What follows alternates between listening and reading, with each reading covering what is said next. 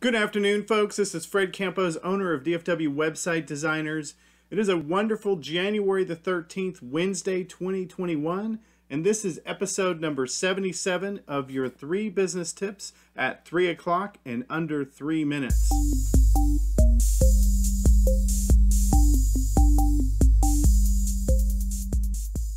Today we're going to talk about 3 elements that deal with time management. We've been talking a lot about time management this early parts of January 2021. And today we're going to talk about batching, buffering, and taking breaks. Now, if you're like me, you're trying to do more with less. You're trying to compound your time. Your calendars are probably booked from every minute from start to finish. But that is not always, small business owners, the most efficient use of your time.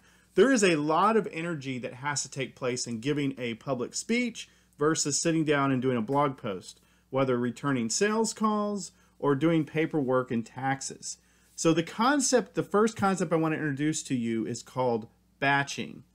And this business tip is about taking like-minded tasks and putting them together. So for example, and the things I mentioned before, maybe all of your sales calls are put together maybe twice a week on Tuesdays and Thursdays.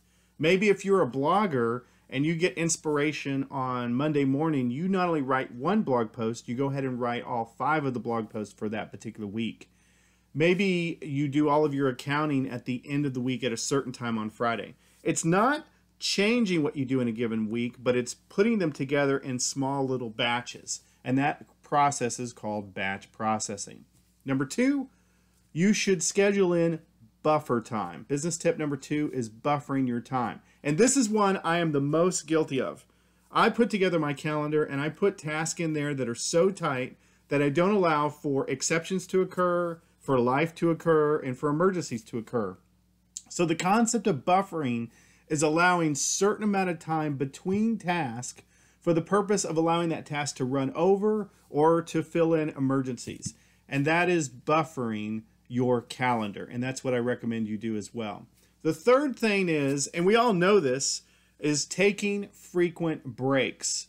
As a school board trustee, I look at lots of data amongst kids, and we look at data about recess and about mixing things up and taking even so much as a 5 or 10 minute break going from task to task or class to class. And it's so funny, as adults, if you're like me and you sit in front of a computer all day, we don't take the frequent breaks we need. We might get away for a lunch break, but the concept here is that you're at your best peak when you take a 10-minute walk or 5-minute break or just getting up and stretching.